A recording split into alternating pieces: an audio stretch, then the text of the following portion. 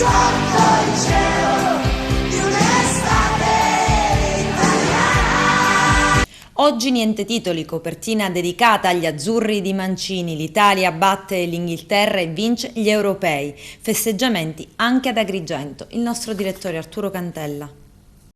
Anche Agrigento ha festeggiato la vittoria contro l'Inghilterra e la conquista della Coppa UEFA Euro 2020 dopo un'attesa durata ben 53 anni. Una nazionale italiana straordinaria guidata dal mister Mancini vince e convince, arriva alla finale dopo una serie di vittorie e anche ieri sera ai rigori l'Italia torna a essere campione d'Europa grazie anche alle parate del bravo portiere Donnarumma, cui viene anche assegnato il titolo di miglior giocatore del torneo. Ospite d'eccezione anche il Presidente della Repubblica Mattarella. A Piazzale Assere, come in tanti altri posti, chi a casa, chi nei pub, chi nelle pizzerie, hanno seguito la finalissima con tanta sofferenza, ma alla fine hanno gustato la vittoria, scatenandosi in cortei, caroselli d'auto, danze e quant'altro per fare festa. Forza Italia, campioni d'Europa! Siamo campioni d'Europa! Vai Donnarumma!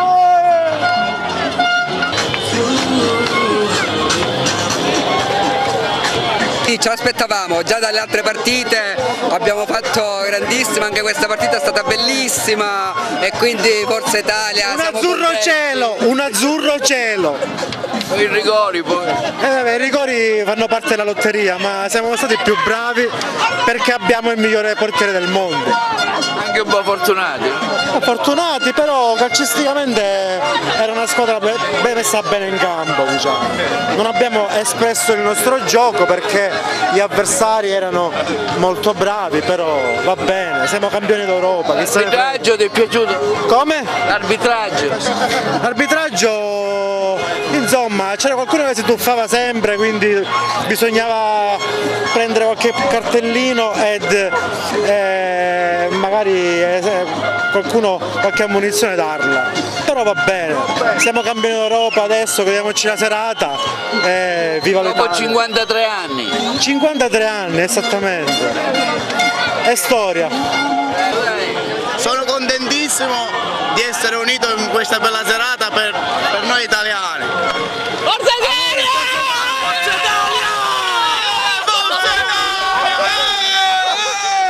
Italia! Grande Italia! Grande! Non finiremo mai di stupire tutti gli italiani. Contento, no? Felicissimo, come mio figlio. Grande Italia. Ma poi questo risultato te l'aspettavi a rigori così? Sinceramente speravo che finisse prima, naturalmente con un 2-0, però è andata bene così, meglio così. Sofferta fino alla fine. Abbiamo vinto, ce l'abbiamo fatta, eravamo i più forti, i più grandi, che dire, siamo stati veramente grandi. Cosa fai, la diretta a me? Sì, ce la facciamo entrambi la diretta. Forza Italia! Senti, ascolta, il più bravo secondo te chi è stato? Beh, secondo me il più bravo... È la squadra italiana? Ovvio, secondo me il più bravo è stato Chiesa. Chiesa, ma come tutti, sono stati veramente grandi, grazie. Beh, Donnarumma, dai. Donnarumma è numero uno perché è stato l'artefice della partita, sono contentissimo. Andiamo anche della semifinale. Anche la semifinale, una semifinale combattuta, la Spagna meritava tanto, ma noi non ci dobbiamo dimenticare che siamo l'Italia! Siamo l'Italia!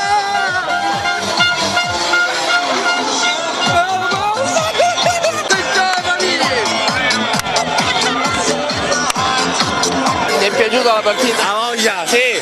Cosa ti è piaciuto? Tutto! Questa Italia ti è piaciuta e ci è piaciuta!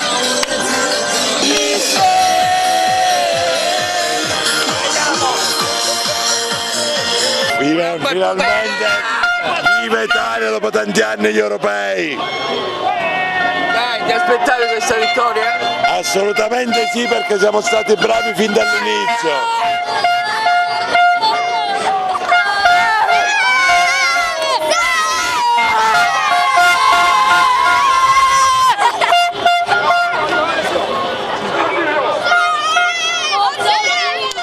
Ancora una una rissa a San Leone, quartiere balneare di Agrigento, nei pressi del porticciolo turistico. Protagonisti, secondo una prima ricostruzione, almeno 5 giovani.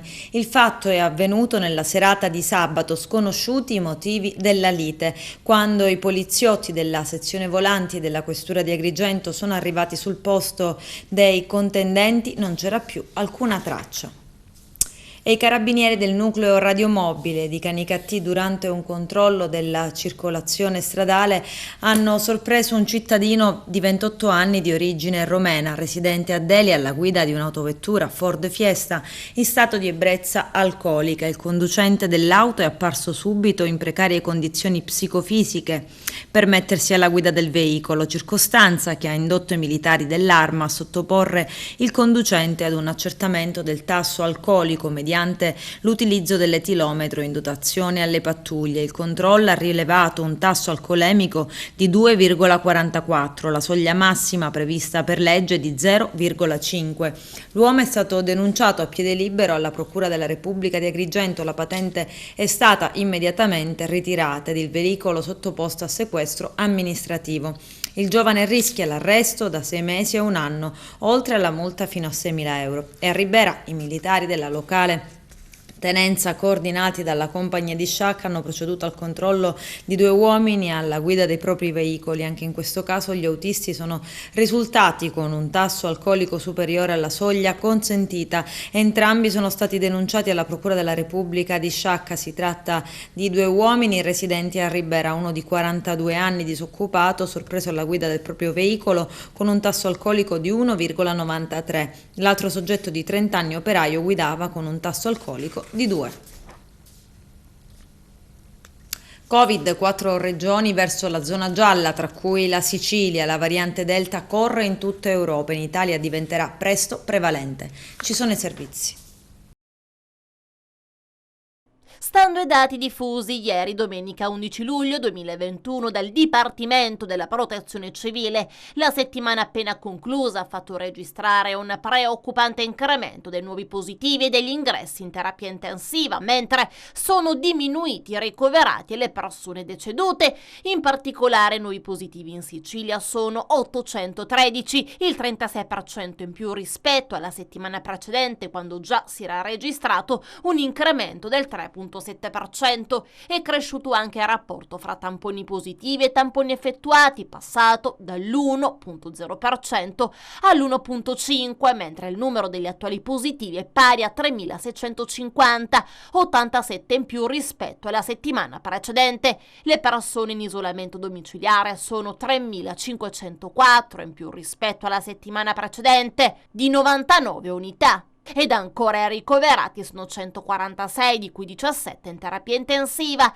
Nella settimana appena conclusa si sono registrati 9 nuovi ingressi in terapia intensiva, più 200% rispetto ai 3 della settimana precedente. La statistica evidenzia che il numero dei guariti è cresciuto di 1.008 unità rispetto alla settimana precedente. La percentuale dei guariti sul totale positivi è pari al 95,9% come domenica scorsa, e il numero di persone decedute registrato nella settimana è pari a 11, la settimana scorsa 16. Complessivamente le persone decedute sono 5.992, il tasso di letalità deceduti totale positivi è pari al 2,6%. E intanto linee dure dal fronte regionale. Il tampone è infatti obbligatorio per chi rientra in Sicilia da Spagna e Portogallo. Il provvedimento regionale c'è, ma finora è applicato solo all'aeroporto di Palermo, mentre a Catania per passare dalla teoria alla pratica bisognerà attendere ancora un'altra settimana, sempre se tutto va bene. L'ultima ordinanza in materia di prevenzione epidemiologica, firmata dal presidente Nello Musumeci, datata 7 luglio 2021, prevede che coloro che arrivano in Sicilia dalla Spagna o dal Portogallo o che rientrano dopo aver transitato o soggiornato in questi paesi nelle 2 settimane antecedenti il ritorno nell'isola,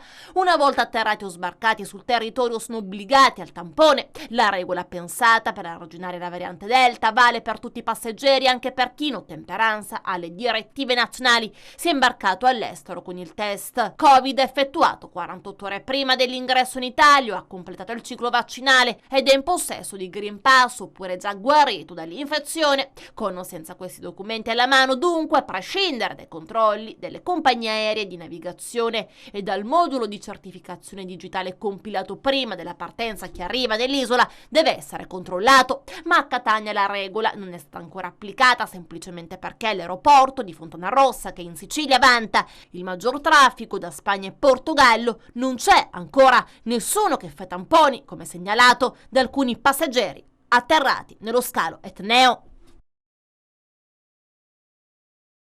Siamo nella fase più delicata e siamo paradossalmente nella fase in cui abbiamo più dati per poter dimostrare ancora di più l'importanza della vaccinazione e di quanto sia utile portare a sano convincimento la gente che ha immaginato che la vaccinazione era una cosa inutile e invece i dati dicono esattamente il contrario, che tutti i soggetti vaccinati che possono essere stati in contatto anche con le varianti ultime, la Delta o meno, stanno dimostrando come il vaccino ha forza e come il vaccino invece impedisca l'ospedalizzazione, e questo è il dato sicuramente più significativo anche per convincere ancora qualcuno irriducibile che ancora pensa che il vaccino sia tempo perso. Con l'ordinanza 75 di qualche giorno fa, che ha imposto in maniera corretta una visione diversa della strategia vaccinale regionale. Su questa indicazione ci stiamo muovendo.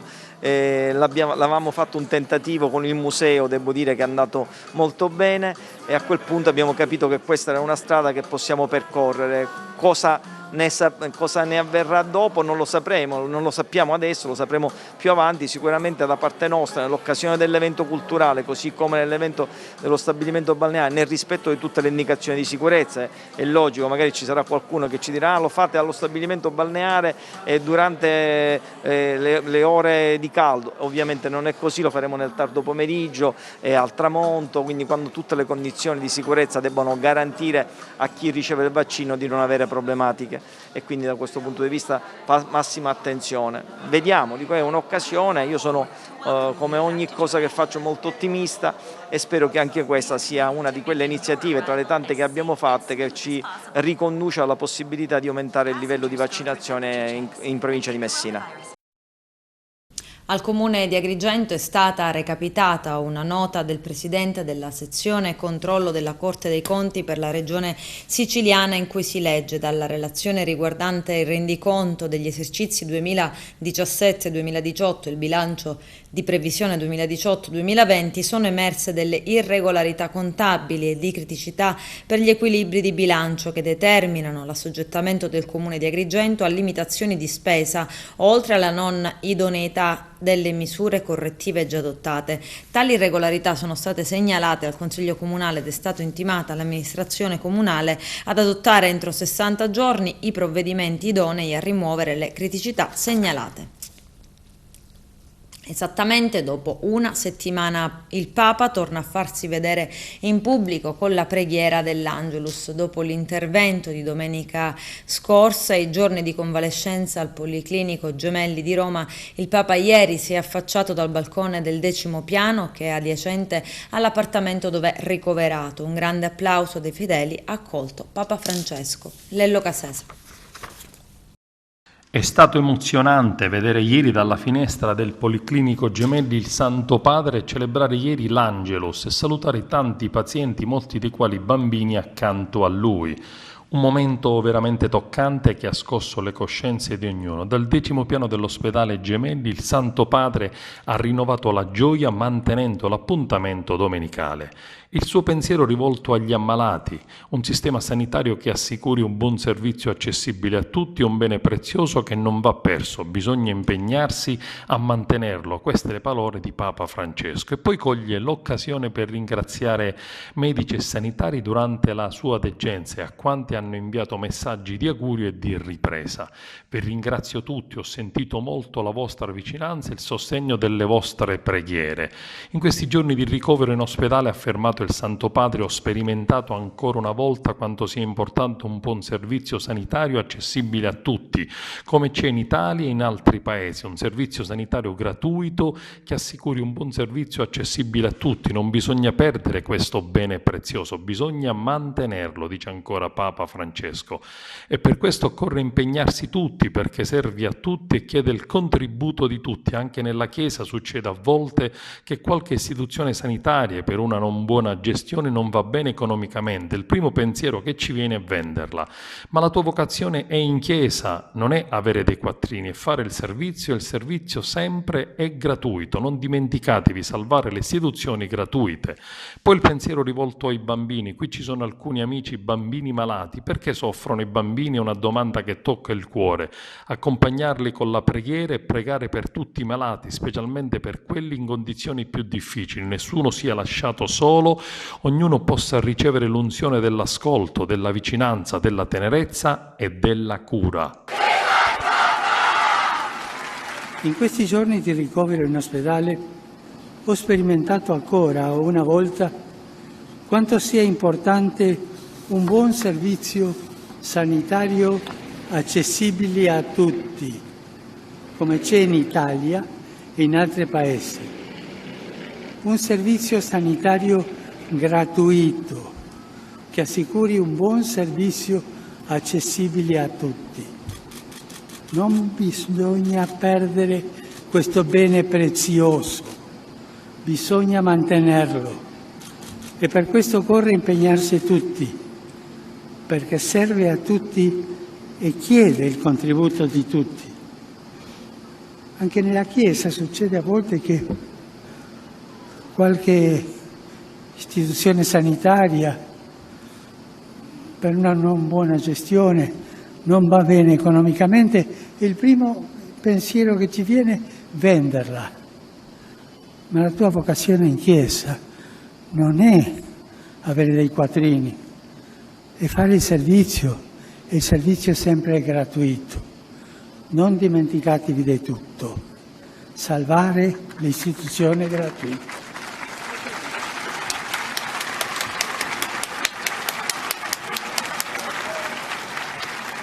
Voglio esprimere il mio apprezzamento e il mio incoraggiamento ai medici e a tutti gli operatori sanitari e al personale di questo ospedale e di altri ospedali. Lavorano tanto.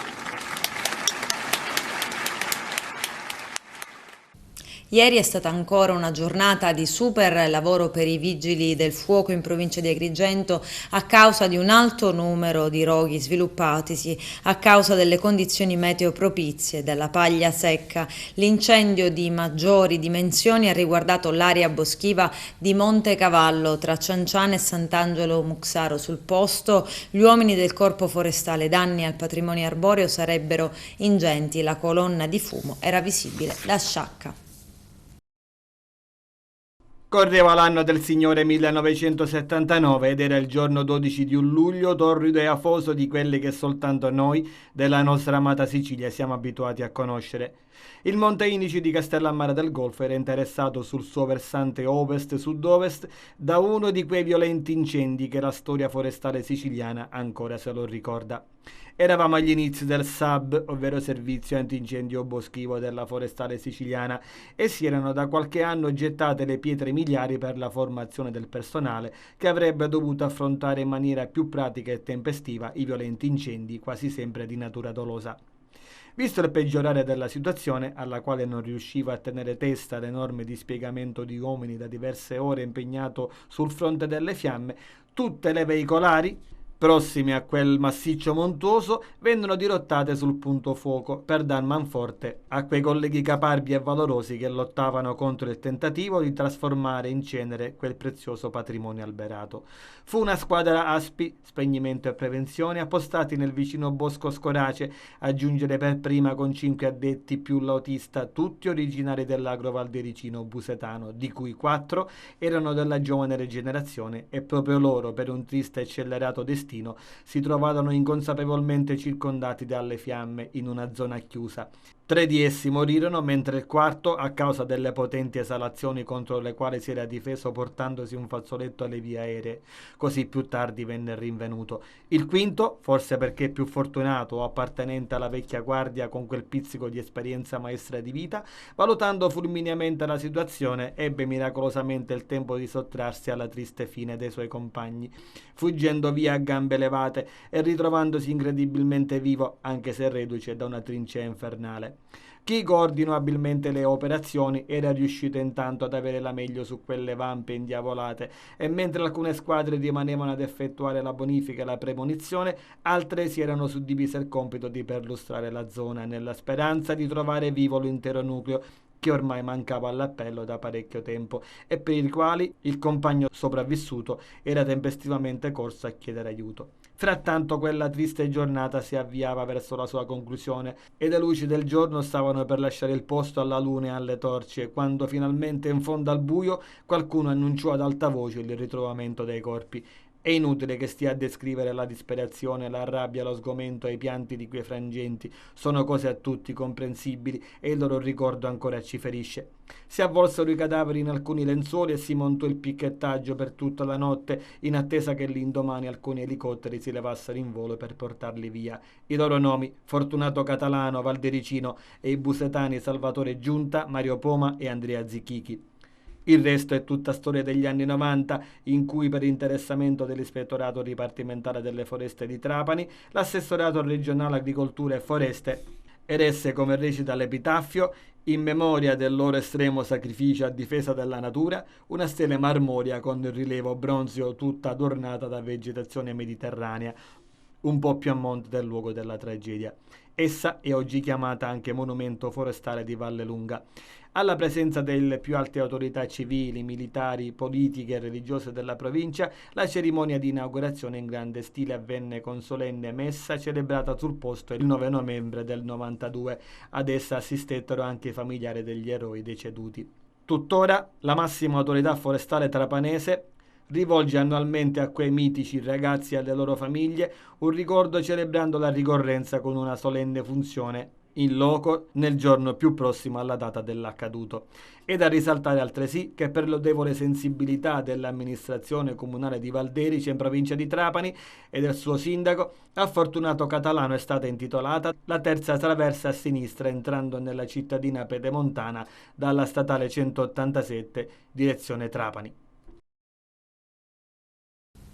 Ad Agrigento, con specifico provvedimento da parte del commissario straordinario del Libero Consorzio Vincenzo Raffo, chiude per mancanza di personale l'Infopoint all'interno di uno dei 4 chioschi di Porta di Ponte. Il recesso del contratto quinquennale del comodato d'uso del chiosco di Porta di Ponte, deciso dal Libero Consorzio Comunale, lascia di stucco, dichiara l'ex sindaco di Agrigento e attuale consigliere comunale Lillo Firetto. La riorganizzazione del personale del Libero Consorzio e altre ragioni burocratiche non possono giustificare una scelta che è totalmente priva di visione del futuro della città, proprio adesso in fase di ripresa del turismo e dell'economia, afferma Firetto. Ridurre servizi turistici e culturali è un errore imperdonabile. Il sindaco e la giunta del comune di Agrigento chiedono il mantenimento incomodato dei beni mobili dell'Infopoint e dell'Officina delle Tradizioni Popolari, divenuto luogo del cuore del FAI. Tutti questi beni, con la supervisione del FAI e della famiglia Casesa,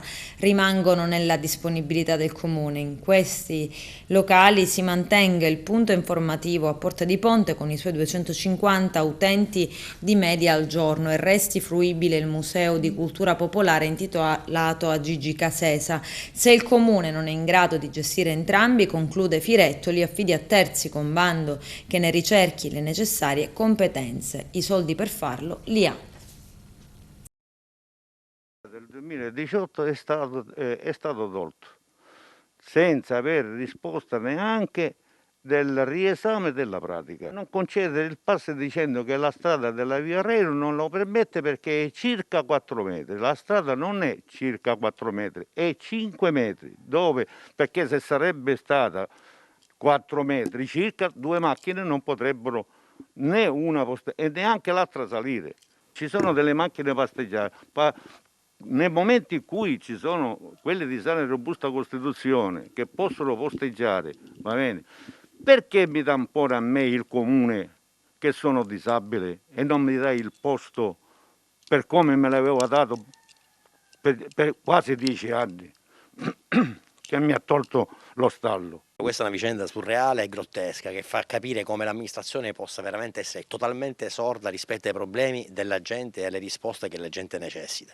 Il signor nostro abita qui da sempre, ha sempre avuto un pass disabili, la strada è veramente stretta ed è utilizzata quotidianamente dai residenti di questa zona per parcheggiare le proprie automobili. Non si capisce perché a tutti è consentito, nonostante il divieto di sosta, di fermata, di potersi parcheggiare. Al signor nostro, che è l'unico forse eventualmente ad avere il diritto di poterla avere uno stallo, perché ha delle condizioni fisiche che gli richiedono oggettivamente la collocazione, a lui è sempre stato negata questa possibilità. Dal 2016 in avanti si sta la corrispondenza accumulando e non si comprende poi alla fine quale sia la ragione per la quale il comune stia negando questa collocazione dello stallo, perché iniziamo dal 2016 e il 2016 si chiede al signor nostro di integrare la documentazione medica perché non si crede che il signor nostro abbia delle condizioni permanenti di indeambulabilità, quindi non può camminare, ha necessità di un supporto sotto casa come l'automobile. Il signor nostro fa diverse visite nel 2016, nel 2017, integra di volta in volta le istanze e di volta in volta gli allora dirigenti del Dipartimento Mobilità continuano a negare sulla base di motivazioni mediche lo stallo. Dopodiché, quando finalmente il signor nostro nel 2018 presenta una inoppugnabile certificazione medica, cosa fa il Dipartimento del Comune di Messina? Improvvisamente si scopre, dopo che quindi viene eliminata la parte sanitaria, che questa strada è improvvisamente diventata impossibile da essere utilizzata perché tecnicamente non ha le dimensioni per poter collocare lo stallo.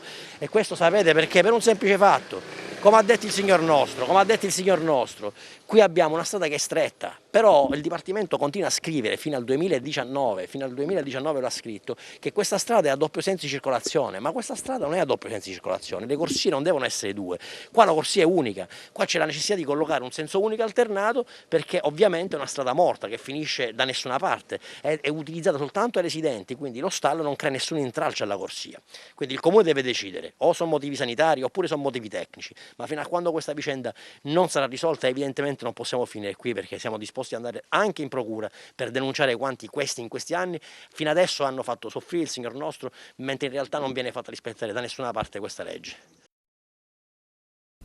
Adesso c'è la pubblicità, tra poco vi aspetto. Premio al capitano Marco La Rovere per il suo impegno nei rapporti con la stampa. Si è concluso a Lampedusa il premio internazionale Cristiana Matano. Vediamo.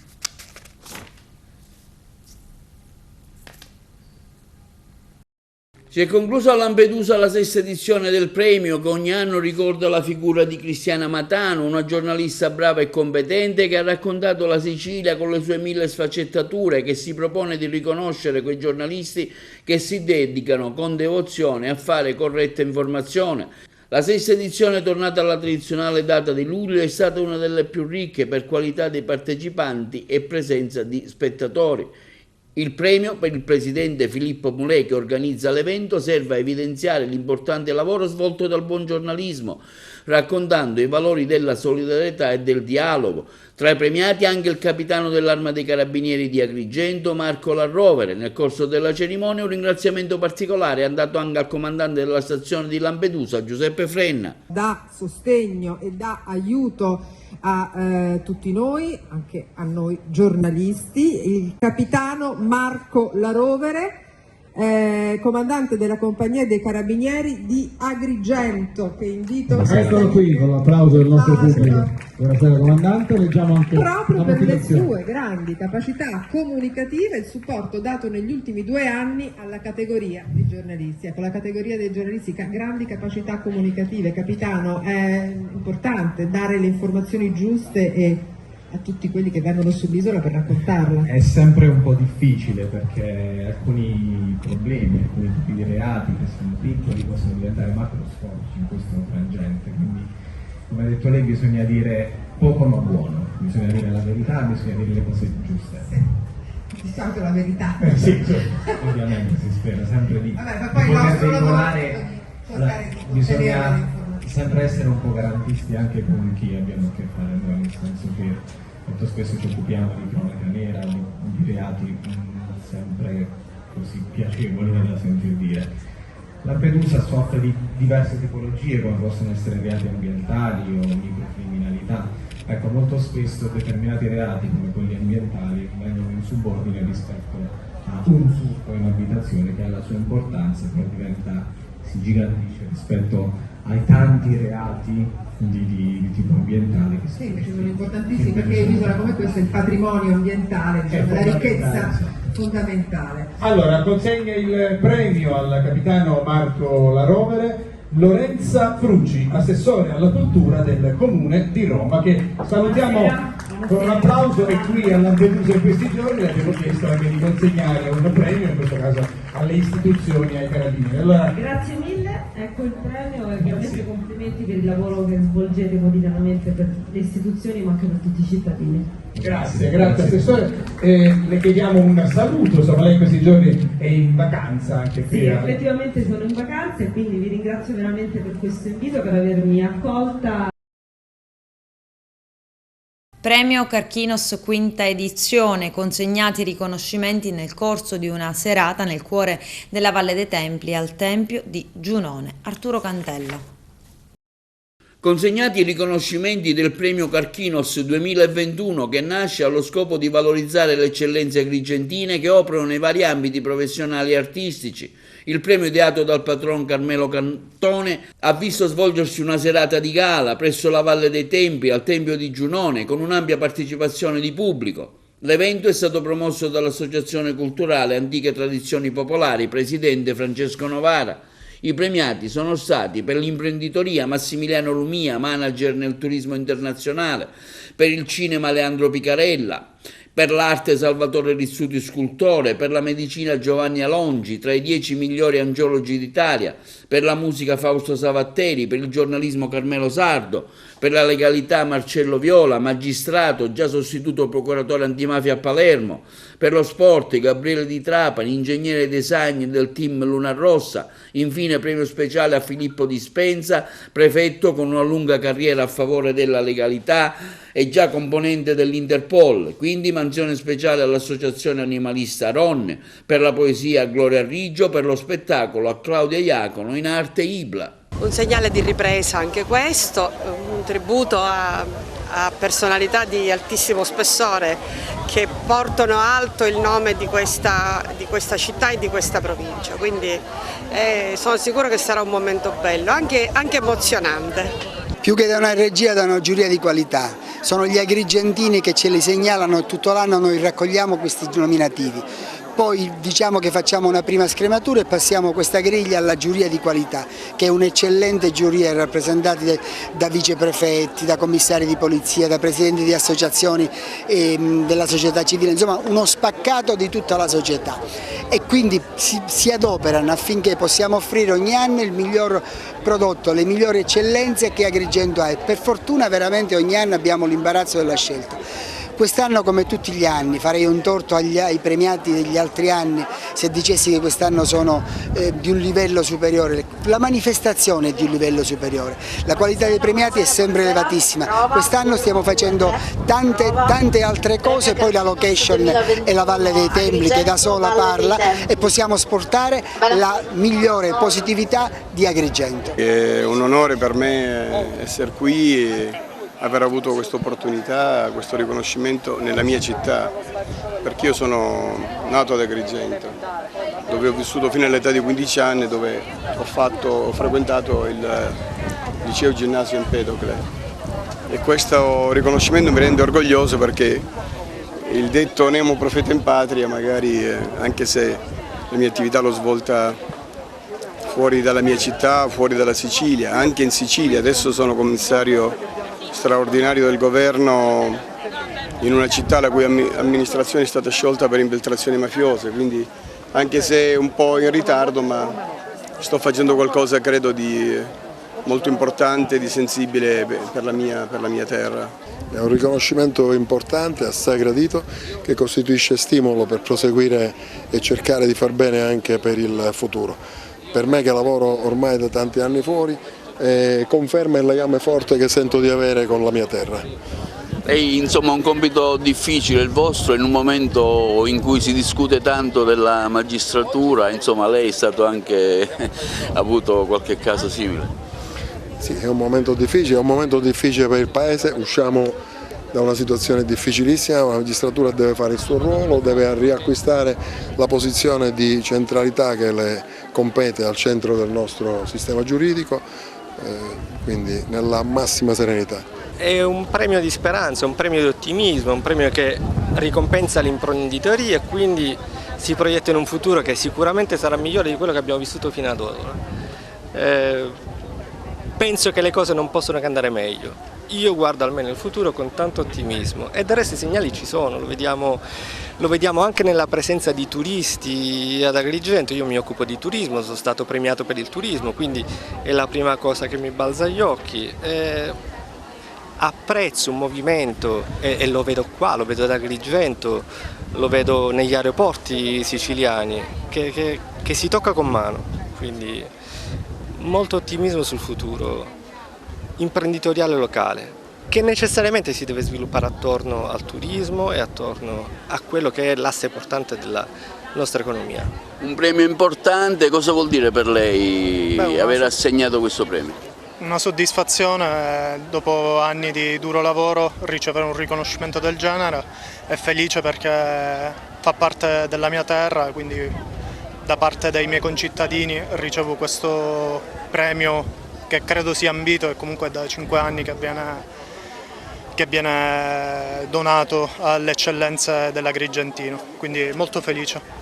Diciamo che ho avuto la fortuna nel mio percorso di visitare parecchi paesi, di partecipare a tanti festival, in alcuni casi di ricevere dei premi. È chiaro che riceverlo a casa propria è tutta un'altra emozione, non era messo in conto, non l'avevo mai considerato ed è molto molto importante, se non altro appunto per condividere con la propria gente, nel proprio territorio, il lavoro che si è svolto, insomma. Un momento difficile per il settore, anche per il vostro, un po' per gli spettacoli in generale, per il mondo della musica, insomma perciò tutto che intrattenimento. Assolutamente, un anno maledetto come in tanti altri settori, sicuramente il settore produttivo quantomeno e quello dei festival cinematografici ha avuto come dire, dei cali notevoli, sia dal punto di vista del lavoro, delle presenze al cinema quando si è riaperti, quindi auspichiamo un ritorno alla normalità, se mai sarà possibile. Sono molto felice, sono molto orgoglioso di questo premio perché è un premio che viene dalla mia città, una città così a volte spesso non si parla a volte bene della città di Agrigento, ma la città di Agrigento ha diverse eccellenze in tutti i settori e sono molto felice di essere stato selezionato per la categoria medicina. Questo è un premio che viene dal popolo e il rapporto medico-paziente e l'empatia è la cosa fondamentale per un medico e quindi sono molto felice di essere stato selezionato dal popolo per questo premio. Beh, è un onore, sono davvero molto lusingato perché significa una gratificazione di dopo tanto lavoro profuso per la mia città, per il territorio. È un riconoscimento per il festival, un festival che sta crescendo di anno in anno a piccoli passi, un festival di musica internazionale che ha generato indotto turistico e che man mano col tempo riesce ad avere sempre questo effetto moltiplicatore, sempre più turisti che arrivano con una musica ed artisti internazionali davvero, così come quest'anno sarà dal 5 all'8 agosto. Ci sarà ad esempio un'unica data in Italia di Alfredo Rodriguez, il pianista di Quincy Jones, ci sarà il grandissimo maestro Tullio D'Episcopo e tanti altri ancora. Rappresenta un qualcosa di gradevole chiaramente, che riconosce il percorso fatto nella mia attività di scultore. Hanno deciso che dovesse meritare questo premio, quindi non posso che ringraziare chi ha deciso appunto. Sicuramente siamo onorati di questo riconoscimento anche perché sono ormai più di 20 anni che noi siamo sul territorio agrigentino, lo posso dire così senza timore, siamo forse l'unica associazione, cioè l'associazione animalista più longeva a livello siciliano. È veramente un'emozione per me ricevere questo premio perché questo premio è la testimonianza che io ho lasciato qualcosa e ho forse donato un po' di orgoglio alla mia terra e per me è una cosa veramente importante e fondamentale. Lei si occupa di musica, no? Sì, sono una cantautrice. un momento particolare, però insomma si sta vedendo, diciamo, l'uscita dal tunnel. Sì, io sono molto positiva e ottimista, credo che quest'estate possiamo fare cose belle e lo spero con tutto il cuore, perché credo che c'è stato troppo silenzio e abbiamo bisogno di musica, di urlare e divertirci. Quindi è già pronta qualche tournée, immagino? Sì, e ne dico una così, 13 agosto, Teatro Costa Bianca. Beh, ci sono circostanze come queste in cui si rischia di cadere e di annegare nella retorica, perché quando si riceve un premio va da sé che uno sia onorato, particolarmente gratificato, ma credetemi, io che sono figlio di questa terra, che ho dovuto lasciare, tra virgolette, per ragioni professionali ormai più di 25 anni fa, tornare e essere accolto da tanto entusiasmo, da tanto calore del pubblico è per me motivo veramente di grande soddisfazione, perché io sono un figlio di questo popolo, nel senso che io mi sono fatto da solo, mi sono formato sulle mie gambe, sono andato via con un bagaglio culturale che ho acquisito in questo posto grazie alle nostre esperienze nell'emittenza televisiva privata agrigentina, e ho potuto mettere a frutto anche a livello nazionale tutto quel bagaglio di esperienze, insomma, come si dice, ci siamo fatti le ossa in questa terra. Beh, sicuramente una grande emozione, soprattutto spostare la nostra kermesse qui nella valle, che ha diciamo il suo fascino, per cui sentiamo fortissima la responsabilità della riuscita di questo evento, che è frutto di 5 anni di lavoro e che ci ha portato tanta fatica ma anche tantissime soddisfazioni, perché si può vedere dalla platea che praticamente è piena, c'è un parterre straordinario, premiati altrettanto straordinari, e quindi siamo veramente felici. Con questo è tutto, termina qui l'edizione del telegiornale. Grazie per la gentile attenzione e per essere stati con noi. A presto.